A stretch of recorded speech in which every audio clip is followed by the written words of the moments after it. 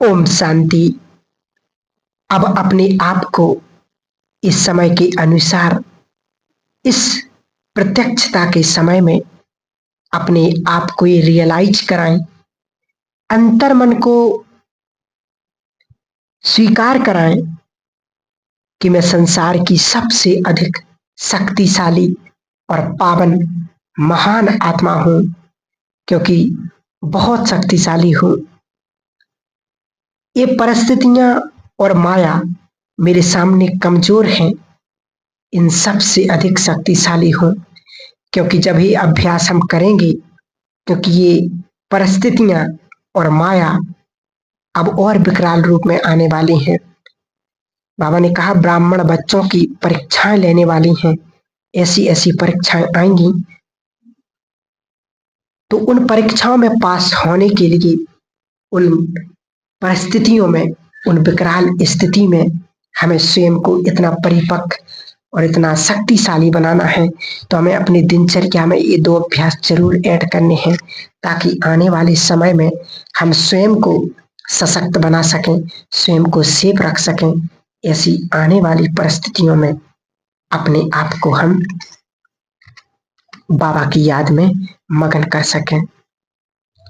तो ये अभ्यास सभी जितनी बार हो सके, कम से कम 10 बार सारे दिन में अपने आप को ये याद दिलाएं कि मैं सचमुच बहुत शक्तिशाली हूं, बहुत पावरफुल आत्मा हूं, भगवान मेरे साथ है। और यदि भगवान मेरे साथ है तो मेरा बाल भी बांका नहीं हो सकता, मेरा कुछ भी गलत मेरे साथ नहीं हो सकता। जब हम बार बार ये याद दिलाने की कोशिश करेंगे कि जो बाबा ने मुझे शक्तियां दी हुई हैं, वो वास्तव में अपने आप वो शक्तियां काम करने लगेंगी, क्योंकि जब हम उनको याद करेंगे, यूज करेंगे, तो वो बाबा की दी हुई शक्तियां काम करने लगेंगी, वो एक्टिव रहेंगी, जागृत रहेंगी, और हमारी शक्तियों के वाइब्रेशन से छोटी बड़ी समस्याएं जीवन की अपने आप समाप्त हो जाएंगी। क्योंकि बाबा की शक्तियां जब हम यूज करेंगे, सबको याद रखना है, सभी बी के भाई बहनें और टीचर्स बहनें भी ये विशेष, क्योंकि सभी भाई बहनें उन्हीं से पूछते हैं कि सभी आत्माओं की समस्याओं का कारण सब मन से निकलने वाली जो नेगेटिव एनर्जी है, वही एनर्जी बहुत भाई बहनें इस समस्या लेकर आते भी होंगे और हैं सभी के पास ये समस्याएं, परंतु समस्याओं को समस्या मानना ही या हल्का समझना, ये अपने ऊपर है कि हम अपने मन के ऊपर, यदि समस्या है और मन स्ट्रांग है, तो वो समस्या हमारे सामने टिक नहीं सकती, वो हमें समस्या नहीं लगेगी, छोटी सी बात लगेगी।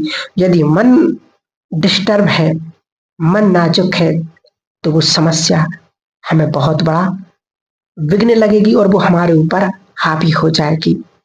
एक बहुत सुंदर उदाहरण है, इससे समझ में आ जाएगा कि वास्तव में ये सत्य घटना है। बिल्कुल कुछ साल पहले किसी की कार का एक्सीडेंट हुआ, उसमें 4 लोग बैठे हुए थे और भाग्य उनका अच्छा था कि वो चारों बच गए और गाड़ी बिल्कुल चकनाचूर हो गई। उनमें से एक बहुत परेशान था, हमारी गाड़ी पूरी नष्ट हो गई, टूट गई, इतनी सुंदर गाड़ी थी, वो उल्हाना दे रहा था, और दूसरे लोग बहुत खुश थे कि चलो गाड़ी ही तो नष्ट हुई, परंतु हम चारों जिंदा तो हैं, जिंदा तो बच गए। देखिए, समस्याओं को हम समस्या समझते हैं या हम उन्हें हल्का करके लेते हैं, वो हमारे ऊपर है। सभी ध्यान देंगे इस बात को, समस्याएं हमारी नेगेटिव एनर्जी की रचना है। यदि मन में व्यर्थ चलता है, मन में कमजोर संकल्प चलते हैं, उल्टे संकल्प चलते हैं, तो वही संकल्प हमारे शरीर के रोगों में वृद्धि करते हैं, संबंधों को बिगाड़ते हैं और अनेक समस्याओं को जन्म देते हैं। इस बात को विशेष अटेंशन देकर के अंडरलाइन कर लें कि ये बिल्कुल 100% सत्य बात है। यदि हमारे मन में नेगेटिव संकल्प चल रहे हैं तो उस नेगेटिव संकल्प से ही हमारे शरीर की बीमारियों में वृद्धि होगी। शरीर की बीमारियां घटेंगी नहीं, बढ़ेंगी। यदि नेगेटिव संकल्प चल रहे, यदि नेगेटिव संकल्प नहीं चल रहे, पॉजिटिव संकल्प चल रहे, कितनी भी बड़ी बीमारी हो तो वो बीमारी अपने आप धीरे धीरे समाप्त हो जाएगी। ये बिल्कुल सत्य बात है, सत्य अनुभव है। इसलिए यदि हम मास्टर सर्वशक्तिवान के स्वयं को बहुत बढ़ा देंगे, रोज अभ्यास करेंगे, तो बहुत जल्दी अनुभव होने लगेगा 2-3 दिन में ही कि समस्याएं समाप्त होने लगी हैं और हमारा जीवन विघ्नों से मुक्त होने लगा है। बस इस बात का हमें विशेष विशेष ध्यान रखना है। आप विशेष एक बात पर और ध्यान देंगे, ये बाबा की बहुत सुंदर बात है, कहने में बहुत सरल है, सिंपल है कि सदा खुश रहना है।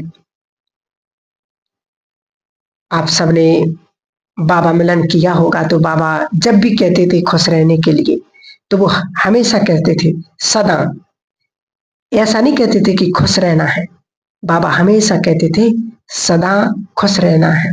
तो हम सब विचार करें कि भगवान को पाकर भी यदि कोई खुश ना रहे तो जीवन का संपूर्ण सत्य जानकर भी यदि कोई खुश ना रहे, पुण्य आत्मा, धर्म आत्मा, पवित्र आत्मा बनने के बाद भी यदि कोई खुश ना रहे तो उसकी खुशी का आधार और क्या हो सकता है? सोचो, जब भगवान मिलने के बाद भी, उसकी सर्व प्राप्तियां मिलने के बाद भी, इतना प्यारा परिवार, इतना सुंदर जीवन, इतना श्रेष्ठ प्योर जीवन मिलने के बाद भी, इतना सुंदर समय मिलने के बाद भी यदि हम खुश ना रहे, यदि हम टेंशन में रहे तो फिर हम कब रहेंगे? सभी अपने आप से बातें करें, कैसा लगता होगा उसको कि जो हमें सदा प्यार करता हो और वो हमें सदा खुश देखना चाहता है।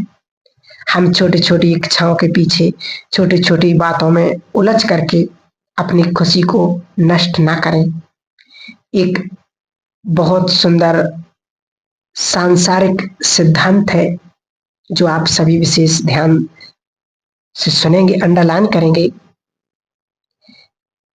कि जहां खुशी है वहां धन संपत्ति है। सब याद रखेंगे। बड़ी सिंपल बात है कि लक्ष्मी रोज हर एक का द्वार खटखटाती है और जब वो देखती है कि इनके घर में लड़ाई झगड़ा है तो वापस चली जाती है, और यदि वो देखती है कि इनके घर में बहुत खुशहाली है तो घर में प्रवेश कर लेती है। जो भाई बहनें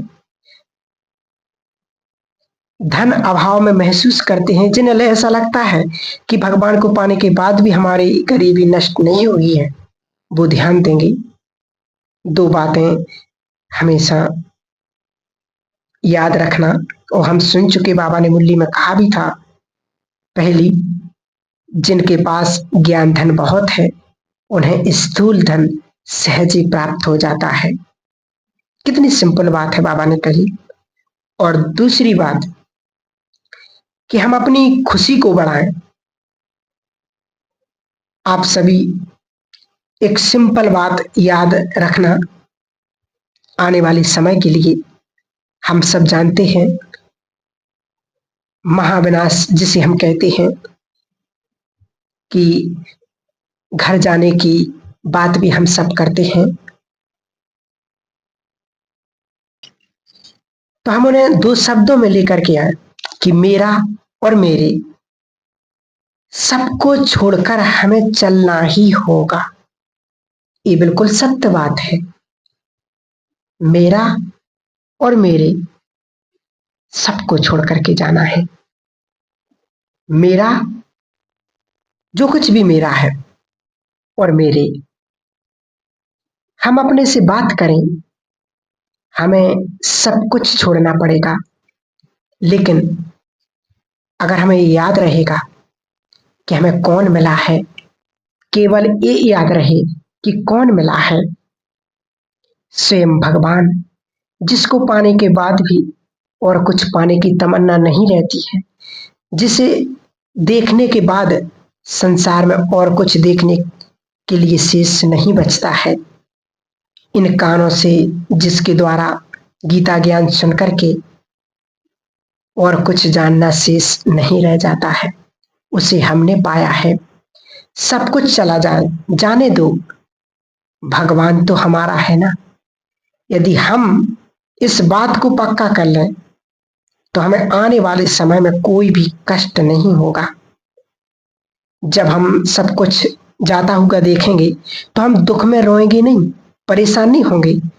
भगवान तो हमारा है, भाग्य विधाता तो हमारा है, तो हम कभी दुखी नहीं होंगे। बहुत सुंदर अनुभूति में अपने आप को रोज अभ्यास करें कि मैं मास्टर सर्वशक्तिवान हूं, और संकल्प करेंगे कि जो शक्तियां सर्वशक्तिवान में है वो मुझ में भी है। मैं हूं मास्टर सर्वशक्तिवान। इस अभ्यास में स्वयं को बहुत सशक्त और शक्तिशाली बनाना है और देखना है कि बाबा की सर्व शक्तियां मुझ आत्मा पर पड़ रही हो, मेरे जन्म जन्म के पाप नष्ट हो रही, मैं बहुत शक्तिशाली बनती जा रही हूँ। और जब शक्तिशाली बन गई तो मेरे साथ, मेरे पास कोई भी विघ्न ठहर नहीं सकता है। तो दो अभ्यास हमेशा याद रखना, मैं मास्टर सर्वशक्तिवान हूँ और सिर के ऊपर सर्वशक्तिवान छत्र छाया है। ऐसा अभ्यास हमें स्वयं को करना है इस संगम युग के पावन समय में, क्योंकि अब घर जाने का समय आ गया है। वर्तमान समय की पुकार, घर जाने का समय। ओम शांति।